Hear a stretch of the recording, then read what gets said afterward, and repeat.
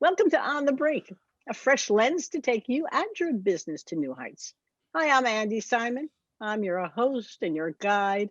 And my job is to get you off the brink. And that's not always so easy. So I go looking for people who have insights and ideas to share with you to help you do just that. And unless you can see it and hear it, you don't know what it is.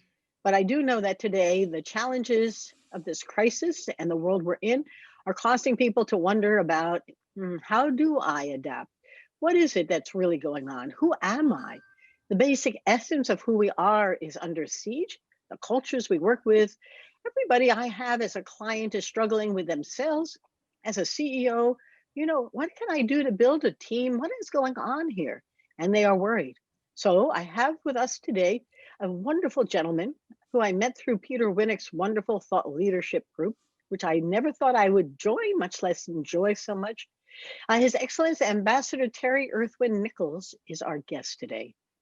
And Terry, I think you can call him Terry, is a genius on many levels and in many things. Let me read you a little bit about him. He's a four-time author. His books are all about how to help people see things through different ways of doing them. He's a speaker, a master teacher. He's a CEO, world opinion columnist, a mentor, an ambassador. He'll tell you a little bit more about his own journey. He's a founding partner of the Global Institute for Thought Leadership.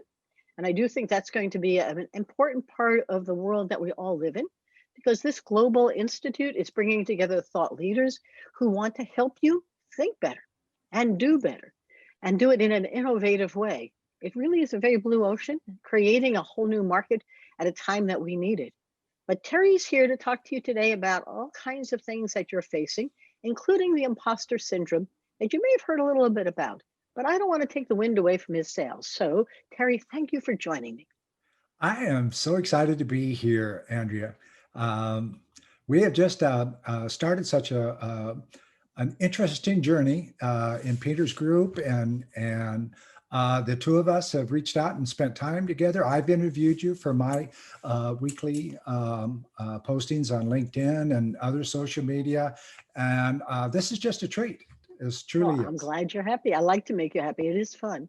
But here's my pleasure for my listeners is to help them understand why you are so important for them to listen to. And whether you're a viewer or you're listening to the audio, Terry's got a story in his own journey, which I think is always important to set the stage for what's coming next. So, can you share with us your own journey? Well, um, I have been a lifelong self-sabotager. So I what love does it. that mean? Very fast, very high success, self-sabotage, failure, get fired, get get upset and quit, those kinds of things over and over and over again all my life. And I'm in my 60s, so that's quite a while. And so in the course of, I always felt, Andy, that something's got to be causing that. There's no way that I can do this over and over and over again and fail. I just don't get it. So I've never thought that it could not be fixed. I've always looked for a way to fix myself, if you will.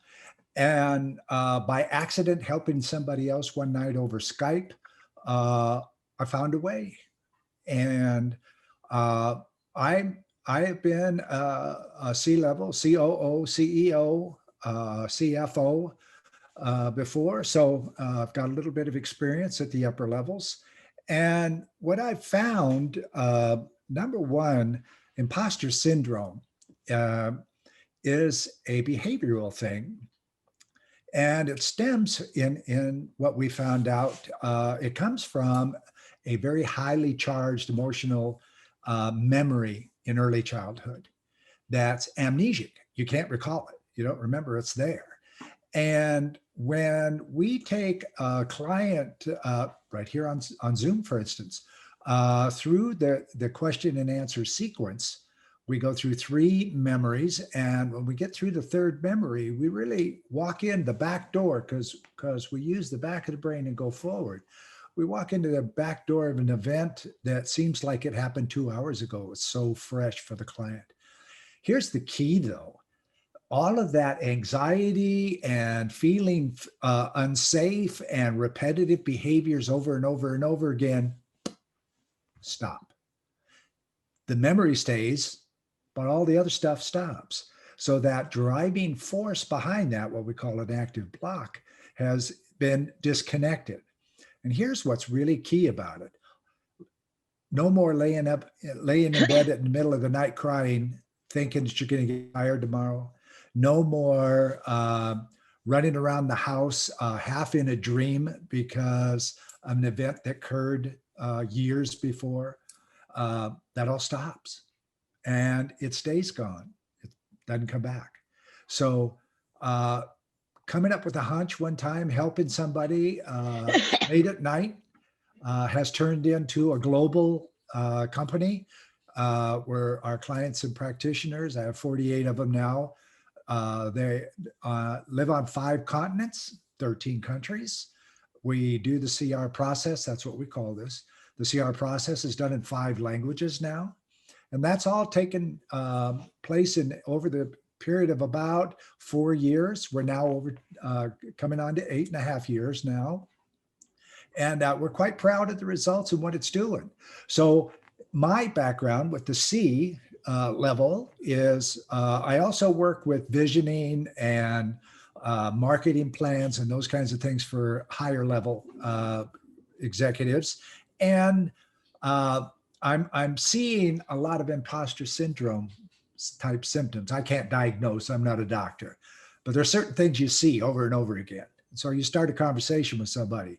And then I started researching it. And there's around 80% of C-level executives, male and female, in North America alone, that suffer from some form of a modified PTSD called imposter syndrome. Kind of a long response, but that's pretty well how I got there. And now we're doing incredible work showing them how to take this world of journey that they've been on, this whirlwind journey, and put it in their perspective under their control. It's amazing what the results are. Well, let's pause for a moment, because if the listener or the viewer is trying to figure out, do I have this? What would be some of the manifestations other than wandering around the house? Because there are lots of reasons one wanders around the house. Sure. And then we can talk about how do they begin to understand it better themselves, because it must create all kinds of hurdles and impediments to getting their jobs done. So what are the manifestations of it? Well, what we found is something similar to alcoholism. The alcoholic works harder and more focused than his coworkers, he or she, because he doesn't want them to find out he's drunk, right? Uh-huh. Well, imposter syndrome, you're constantly in an anxiety state because you think that you're an imposter and therefore you're going to get found out, embarrass you and your family, get fired. There's high anxiety all the time. So you're hyper focused on everything you do. And these people are hyper successful because of it. But the thing is, in the middle of the night, they lay there crying while their spouse or others are laying beside them asleep. They're laying there crying. Oh my God, what am I going to do? Do I got to face another day? I've been there. I know. And so the thought process of this person is, I've just got to be better than everybody around me so nobody notices what a fake I am. And they're not fakes. They're genius people, very, very sharp, or they wouldn't be sitting in an office seat. Okay. But the key is to find what drives that thought to keep coming up. And that's what we do. And that changes and saves lives every day. That's our motto in our company. Well, Terry, we work a lot on what we've learned from the neurosciences and the cognitive sciences about how to collaborate with your brain. Yeah. And the collaboration with your mind, your brain, is a little bit of what you're talking about, because that brain has a story in there. Part of it you remember and part of it you don't. That story is something that becomes very familiar, and you only see the things that conform to it. Even if they're true or not true, it doesn't matter. You have a story, that's your movie set, and you're the hero in it, which is what you're describing. And it's very familiar, so your mind thinks it's true, but it doesn't sound like it's actually there. And so when we work with people or companies to help them change, the question is, what's your story? And how can you revisualize it? How can you create a new story where this isn't the case? Is this sort of part of what you do as well? Because it works every time we get going. In fact, the whole new program we're creating, Rethink Your Journey, is an effort to help women rethink that story so that it's one that they feel more comfortable and happy with. Is this similar to what you do? Well, I think that what you do actually works. My business Yes. partner does that. Yes, it does Okay. work. Yeah. You don't have imposter syndrome. Trust me. And it's very valid. You change the story. Yes. You create something that becomes valid to you, Yes. and it holds. What we do on the other side of that is a lot of times when that occasion happens, there's usually something else that starts to happen too. So we help the client go back and find that other thing that has them continually thinking of new things and stops that behavior. So the two of them really work quite nicely together. The interesting part is the complexity of the human being, but it's just very complex. And in some ways, we become that story. It isn't, it's not the clothes we wear, it becomes who we are. And then we don't realize that it isn't sacred, it is just a story that we've learned to live. And now the question is, as the times are changing, I suspect many people who have been successful in the way it was are frustrated and uncomfortable with the new, and therefore are really exaggerating this imposter. Because if they were good then, what are they going to do now? They don't know how to do a Zoom. They don't know how to engage their folks. They can't get them to turn on the videos. I'm thinking of my clients who don't know what to do to lead their organization now.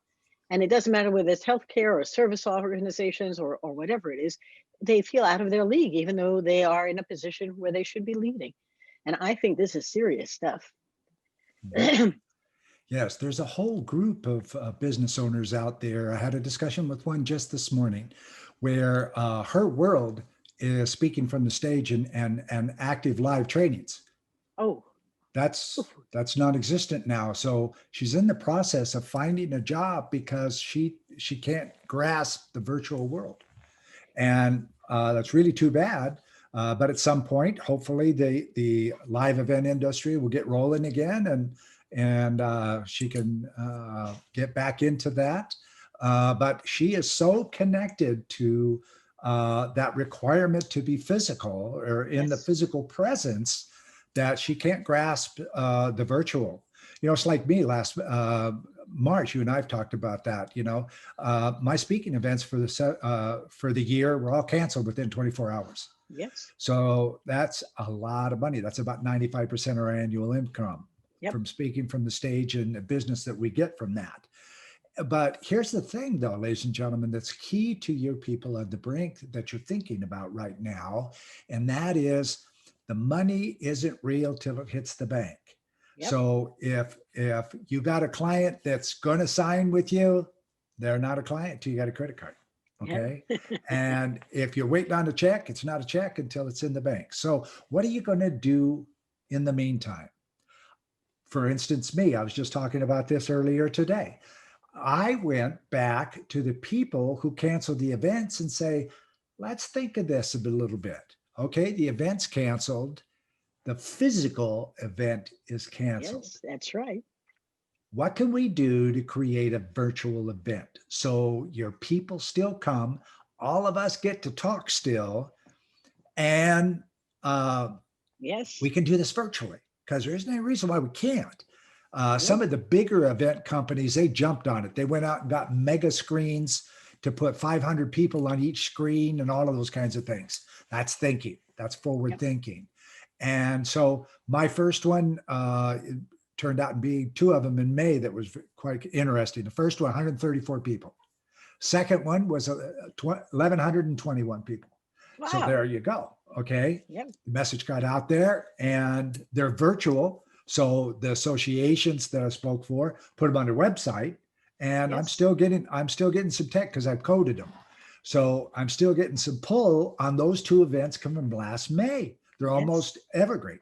So, it's not about thinking inside or outside a box. It's about throwing the box away and saying, okay, I'm not starting over. I am a very experienced business owner and I'm moving forward. Okay. Yes. There is no start. There's the next step. Well, it's the end of the beginning and the building of a new, I always call it a new sandbox. And New that's sandbox. perfectly good. It's a new sandbox because it's not out of the box. It isn't on the edges. It is transformative. But to your point, the world that we were in, people want to know when it's going to come back. I said it may never. And I've had a great year. And I've gone all virtual like you have. But the interesting part is it's a mindset as opposed to physical. I miss the physical, but I have 30 speaking engagements for next year and they're all virtual. I'm only doing virtual. I never want to be on a plane again. So how do you turn lemons into lemonade? It's your mind and change it. Do you change the way you're speaking? I'm curious if, because you're not an imposter. You are an excellent and a really accomplished both speaker and transformer. Thank you. But I bet you've transformed the way you do this. Is there some skills that we could share? I'm a visual person. Yes, we So are. even though I'm looking at the camera lens right now, I see your face. Okay. And I see all of you that are watching this right now, because that is where I'm connected. My energy, my thoughts, everything, my focus is on that camera. Yes. And it's just a camera. It means people on the other side. People are Yes. watching this, real people with real problems that are making dinner and watching this video. That's the real world. And that's the biggest part to learn for my clients to learn for sure. That is, grasp that camera and hold on, because there's where your money is. That's where your next friend is. It's like Andi and I, we've become great friends and we're nowhere close to each other physically. She's way up the East Coast in New York and I'm way down almost to Atlanta. So that's the reality of it. So don't fight it, embrace it. It's a brand new world. And when you think about what's going on with the next generations, it is going to be a world that they're very comfortable in. And so whether my 12-year-old granddaughter, 13-year-old granddaughter is taking her entire middle school year remotely, or my other grandson is in school 2 days, out school, remote 2 days, it is a very, it's hard to play lacrosse that way, but they're learning how to be engaged in a remote training and they're doing really well. And in some ways, they don't miss the distractions that go on with all the socializing in the class. In other ways, they miss that a lot. But the same thing goes for my clients who are completely remote workforce now. The challenge for them is that the workforce isn't learned. They don't really know how to communicate on the virtual world. And they too feel a little, I'm going to say a little imposter-like. They're uncomfortable with this new expectation. And they're not quite sure how to turn on those videos and engage as professionals, regardless of what type they are, whether they're doctors or attorneys or accountants or whatever flavor they are, but they're not confident in doing it. And so consequently, they flee from it. Their amygdala hijacks them. They turn off the video. They don't want to be seen. I did a panel with Washington University last month, and half the panel were dark. It was very unsettling to look at dark screens. I'm not quite sure what they got out of it, but I know as the speakers were all scratching their heads saying, why did you come? And so you want to say to them, knock, knock, there's a new world. Turn on your cameras and be part of the experience. So there's a next generation, I hope, comes along fast knowing how to do this because they are really going to be our leaders and they need to know how. Am I right? Absolutely. This is a great world. You and I grew up dialing a phone. Okay. And checking first if anybody was on it, probably. And 3 channels that only played until 10 p.m. at night on the TV. And now I have more power on my cell phone Yes. than I do on my desktop. Yeah. Right. Yes. I talk to people all over the world. I send and receive messages and emails. I'll give you a great example, ladies and gentlemen. Last week, I was up at 2 a.m. to be pretty from a Zoom by 3 a.m. to talk to Moscow. Midday, I was talking to Madrid. The afternoon, I was talking to LA And I was talking to Malaysia before I went to bed 11 p.m. that night. Oh Long my, day, yes, long day, but I got a couple of naps in there. I'm no spring chicken, and I don't have a problem taking a nap here and there. I've done it most of my adult life, but I never get used to it.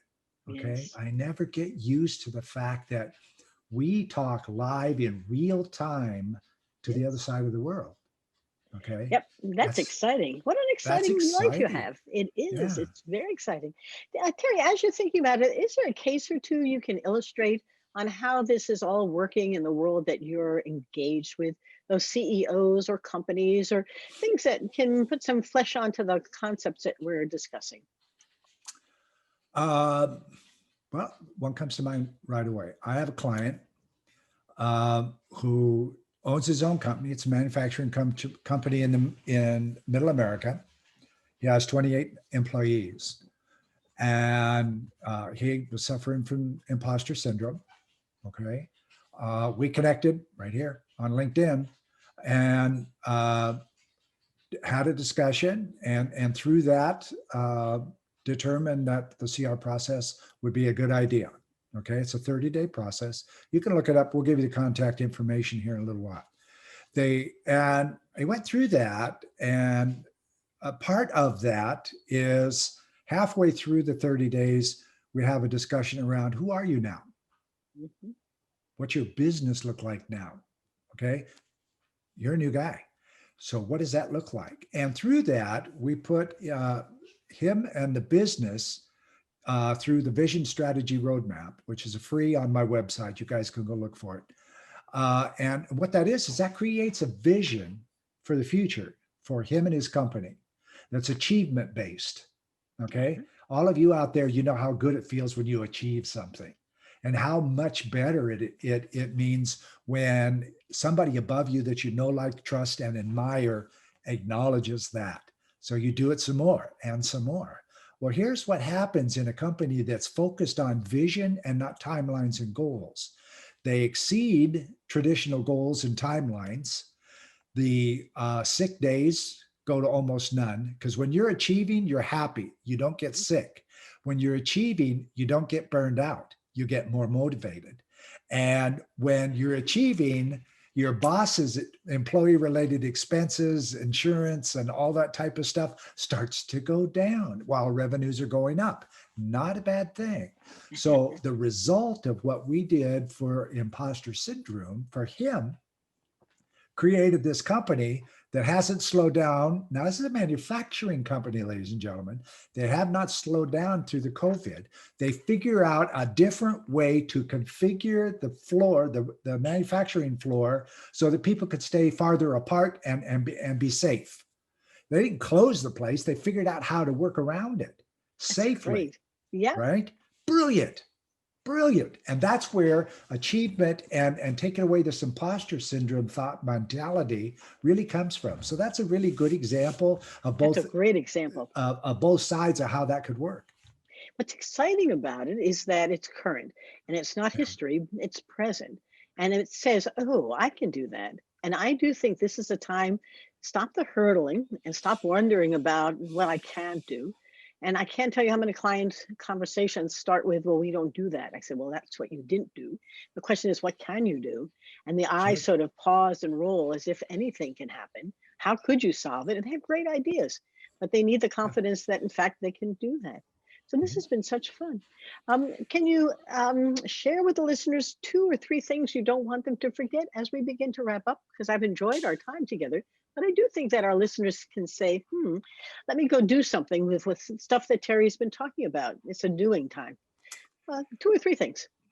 Okay. Number one, don't forget the CR process and Google it. I'll tell you what, Google me, Terry Earthwind Nichols, the only one in the world. You'll find my author page at Amazon. You'll find video, YouTube, uh, social Great stuff. media, my Yep. companies. You'll find everything right there. Now, when you get there, the CR process is a tab, and it's got white pages and interviews and all kinds of stuff there. There's a coaching and model too. That's where you get your free vision strategy roadmap. It's in a PDF. You can print it off and start it right away. So that's what the number one thing I would remember is Terry, Earthwind, Nichols, and you find out everything you want. I'm an open book and I'm really easy to research. Those would be the keys, Andi. Good.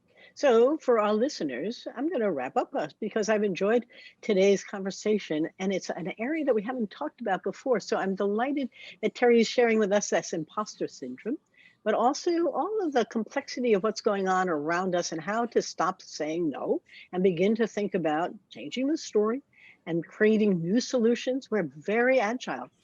I hate to say it, but we've evolved over millions of years because we don't ever let the bad guys get us down. So it's a good time to be a good guy and rise to the occasion. For those of you who come often, I can't thank you enough. Remember, send us your ideas to info@andysimon.com. It's a great website you can check out as well.